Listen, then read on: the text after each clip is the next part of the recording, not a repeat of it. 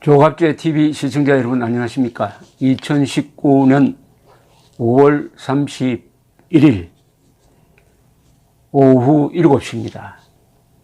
계절의 여왕이라고 불리는 5월도 오늘이 마지막입니다. 자유한국당 정용기 정책위 의장이 문재인 대통령을 비판하면서 김정은은 악독하지만 신상필벌로 다스리는 점에서는 문재인 대통령보다 낫다라는 발언을 했는데, 이게 또 말꼬리를 잡는 사람들에 의해서 규탄의 대상이 되고 언론도 파문이라고 이야기하고 있습니다. 저는 아무리 읽어봐도 이게 왜 파문이 되는지, 한국어를 제대로 이해하는 사람이 이렇게 적은지 하는 생각이 듭니다. 언론의 자유가 있는데 이 정도 말도 못하느냐, 매우 조심스럽게 이야기했어요. 그러면서 한편, 그렇다면은 문재인 대통령이 작년 9월 19일 평양의 5.1 경기장에서 김정은을 옆에 두고 연설을 하면서 자신을 남쪽 대통령이라고 부르고 반국가 단체의 수괴인 김정은을 국무위원장이라고 축혀준 것은 망언 아닙니까? 정용기 정책위 의장의 오늘 이 발언이 망언이라면은 문재인 대통령의 당시 발언은 망언 곱하기 10의 한 10성쯤 될 겁니다. 그 엄중함이. 한번 따져보겠습니다.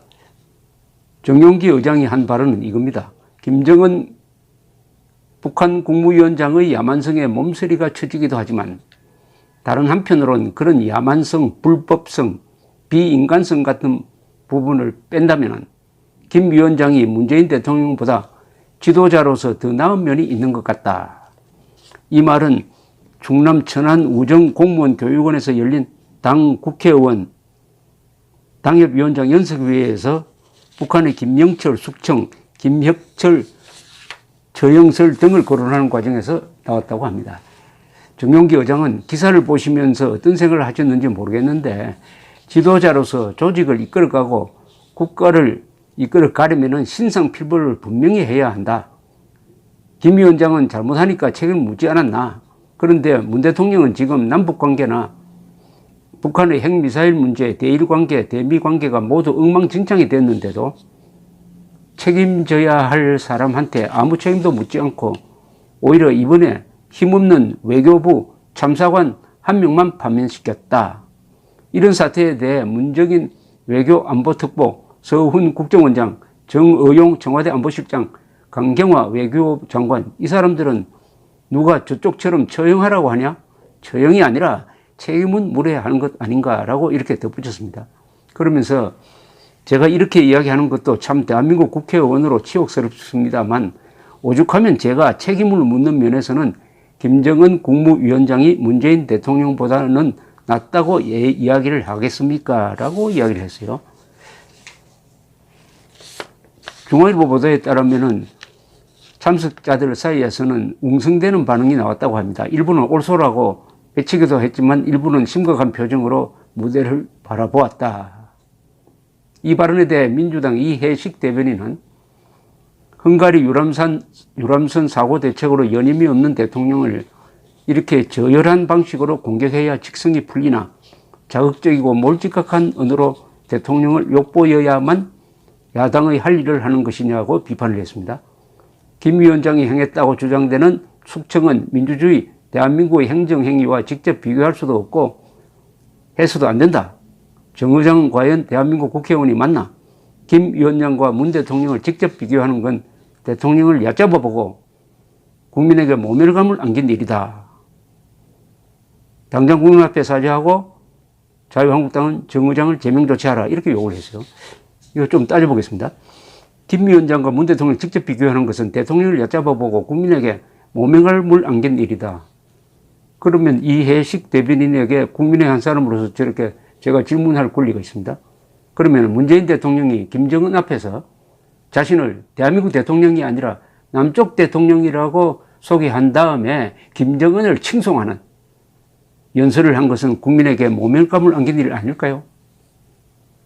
남쪽 대통령이 있습니까? 대한민국이 남쪽입니까? 대통령을 얕잡아 보는 일 아닙니까? 문재인 대통령이 자신을 얕잡아 보도록 김정은 앞에서 남쪽 대통령이라고 했잖아요. 바른미래당 김정화 대변인은 반인륜적이고 야만적인 발언이 아닐 수 없다. 이건 지나친 이야기인데요. 아무리 읽어봐도 저는 정용기 의장의 발언이 잘못되었다는 생각이 들지 않습니다. 아주 신중하게 김정은이가 악독한 사람이라는 걸 전제로 하고, 그리고 김정은처럼 숙청하라는 이야기도 아니라고 전제를 한 다음에 신상필벌, 즉 잘못한 사람을 책임지우는 것은 김정은이가 오히려 낫게 보인다, 이런 이야기도 못합니까? 이렇게 조심스럽게 이야기해도. 그런데 논란이 거세지자 황교안 대표는 기자들과 만나 정용기 의장 발언의 취지는 우리 정부가 책임감 있게 잘못된 사람은 적절하게 조치해야 한다는 취지였다. 하지만 부적절하고 과한 측면이 있다. 송구하다 말씀을 드린다. 이렇게 사과를 했답니다. 그런데 하나 놀라운 사실은 이해식 대변인의 이야기를 들어보니까 문재인 대통령을 김정은과 비교하는 것은 문 대통령에 대한 모독이다. 문재인 대통령을 김정은보다 훨씬 더 고귀한 존재로 여기고 있는 것 같습니다. 이 점은 그나마 위안이 됩니다. 제발 앞으로 그런 자세를 견지하면서 헌법을 한번 쳐다보고 헌법 1조, 3조, 4조가 김정은 정권을 어떤 식으로 규정하고 있느냐 하는 것을 한번 알게 되는 계기가 되었으면 합니다. 그렇다면은 작년 9월 19일 평양 5.1 경기장 연설에서 문재인 대통령이 한 연설과 이번에 제가 소개해드린 정용기 정책위 의장의 이야기를 한번 분석을 해보십시오. 양쪽이 다 망언이라고 생각하는지, 한쪽은 할 말을 한 것이고 다른 쪽은 해서는 안 될 이야기라고 생각하는지, 여러분들의 판단을 돕기 위해서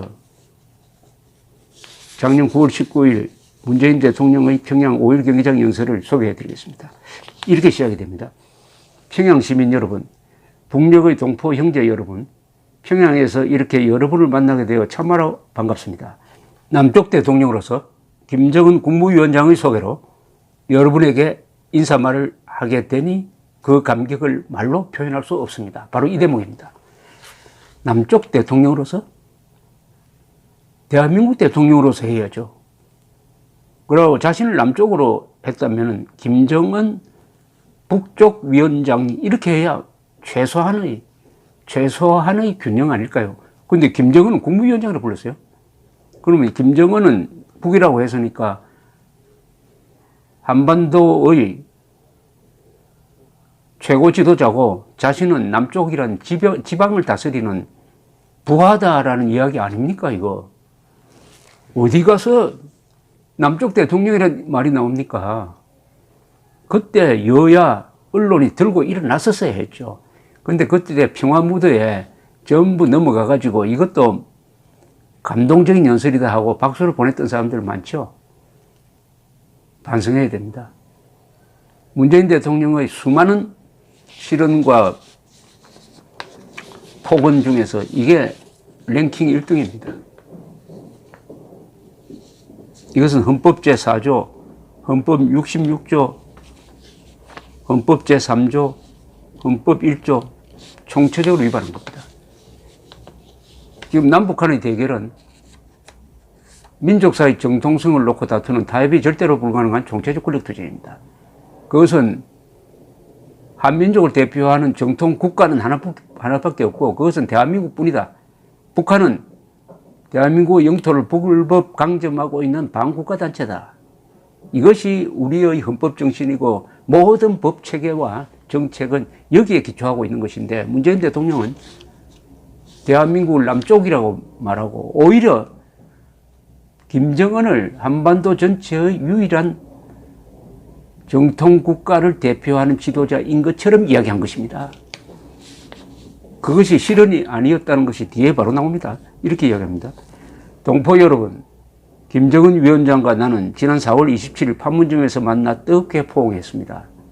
우리 두 정상은 한반도에서 더 이상 전쟁은 없을 것이며 새로운 평화의 시대가 열렸음을 8천만 결의와 전 세계에 엄숙히 천명했습니다.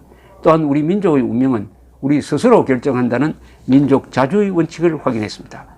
남북 관계를 전면적이고 획기적으로 발전시켜 끊어진 민족의 혈맥을 잇고 공동 번영과 자주 통일의 미래를 앞당기자고 굳게 약속했습니다. 이거는 줄이면은 민족 공조에 의한 자주 통일에 합의했다는 겁니다. 이것은 헌법 제4조 위반입니다. 우리는 통일을 자주 통일이라고 쓰지 않습니다. 왜냐? 자주 통일은 북한에서 반미로 여깁니다. 반미가 바로 자주입니다. 붙어 다니는 말입니다. 우리는 자유통일입니다. 즉 헌법 제4조 대한민국은 자유민주적 기본 질서에 입각한 평화적 통일을 추진한다 를 정면으로 위반한 겁니다. 민족 공조에 의한 자주통일은 민족 반역자인 김정은과 대한민국이 손을 잡고 미군을 내쫓고 통일하자는 이야기입니다. 연방제 통일하자는 이야기죠. 그 연방제는 공산화로 갑니다. 여기에 문재인 대통령이 합의했다고 고백을 하고 있습니다. 지금 헌법 위반입니다. 또 이런 이야기를 했어요. 평양 시민 여러분, 사랑하는 동포 여러분, 오늘 김정은 위원장과 나는 한반도에서 전쟁의 공포와 무력 충돌의 위험을 완전히 제거하기 위한 조치들을 구체적으로 합의했습니다. 또한 백두에서 한라까지 아름다운 우리 강산을 영구히 핵무기와 핵위협이 없는 평화의 터전으로 만들어 후손들에게 물려주자고 확약했습니다. 그대로 되었습니까? 그 순간에도 영변에서는 핵시설이 돌아가고 있었고 그 순간에도 북한에서는 핵폭탄을 제조하고 있었습니다. 거짓말이죠. 거짓말이 이미 밝혀졌습니다. 즉 하노이 회담에서 김정은은 핵을 폐기하겠다는 그 어떤 의사도 밝힌 적이 없습니다. 거짓. 문재인 대통령은 이 말을 통해서 국민들을, 세계를 속인 거죠. 북한의 비핵화, 김정은이 한 번도 이야기한 적이 없습니다. 문재인 대통령이 김정은이가 비핵화 결단을 내렸다고 이야기했는데 그것은 믿을 수 없다는 것이 이미 확인되었습니다. 나는 나와 함께 이 담대한 여정을 결단하고 민족의 새로운 미래를 향해 뚜벅뚜벅 걷고 있는 여러분의 지도자 김정은 국무위원장께 아낌없는 찬사와 박수를 보냅니다. 여기 또 국무위원장이 나옵니다. 2번 나왔어요. 남쪽 대통령이 김정은 국무위원장께 박수를 보내자고 하니까 평양 시민들은 아, 문재인 대통령의 부하구나 이렇게 생각했을 거 아닙니까? 아니, 민족의 새로운 미래를 향해 뚜벅뚜벅 걷고 있던 지도자라고요? 민족의 새로운 미래가 뭡니까? 자유를 향해 나아가는 겁니까? 아니면 지옥을 향해 나아가는 겁니까? 지옥을 향해 나아가는 김정은에게 박수를 보내자고요? 이거 정용기 정책위 의장이 오늘 한 이야기와 한번 비교해 보십시오. 평양 시민 여러분, 동포 여러분, 이번 방문에서 나는 평양의 놀라운 발전상을 보았습니다. 김정은 위원장과 북녘 동포들이 어떤 나라를 만들어 나가고자 하는지 가슴 뜨겁게 보았습니다. 얼마나 민족 화해와 평화를 갈망하고 있는지 절실하게 확인했습니다. 어려운 시절에도 민족의 자존심을 지키며 끝끝내 스스로 일어서고자 하는 불굴의 용기를 보았습니다. 이거 과연 대한민국 대통령이 한 말입니까, 이거? 민족의 화해와 평화를 갈망하고 있다고요? 북한이? 민족 화해와 평화를 갈망하고 있는데 왜 국군 포로 6만 명은 고향으로 돌려보내지 않습니까? 왜 핵을 내려놓지 않습니까? 가슴 뜨거워졌다고요? 사회주의, 수령 지배의 전체주의, 그리고 테러 지원 국가, 전범 국가, 국가도 아니지만 전범, 그리고 반인도 범죄자, 학살 지령자가 가슴을 뜨겁게 만듭니까? 문재인 대통령이 가슴이 뜨거워졌답니다. 이것과 오늘 정용기 의원의 아주 조심스러운 발언을 비교해 보십시오. 누가 망언입니까? 평양시민 여러분, 동포 여러분, 우리 민족은 우수합니다. 우리 민족은 강인합니다. 우리 민족은 평화를 사랑합니다. 그리고 우리 민족은 함께 살아야 합니다. 우리는 5,000년을 함께 살고 70년을 헤어져 살았습니다. 나는 오늘 이 자리에서 지난 70년 적대를 완전히 청산하고 다시 하나가 되기 위한 평화의 큰 걸음을 내딛고자 제안합니다.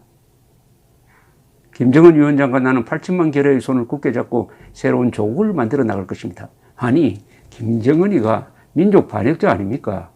김정은, 김정일, 김일성은 어떤 타민족보다도 동족을 가장 많이 죽인 민족 반역자인데 민족 반역자와 8천만 결의가 손을 잡을 수가 있습니까? 그리하여 새로운 조국을 만들 수가 있습니까? 그 민족 반역자와 같이 만드는 새로운 조국은 그게 자유민주주의 시장경제입니까? 아니면 전체주의 수용소 군도입니까? 이거 망언 아닙니까? 정용기 의장의 신중한 조심스러운 발언과 한번 비교해 보시기 바랍니다.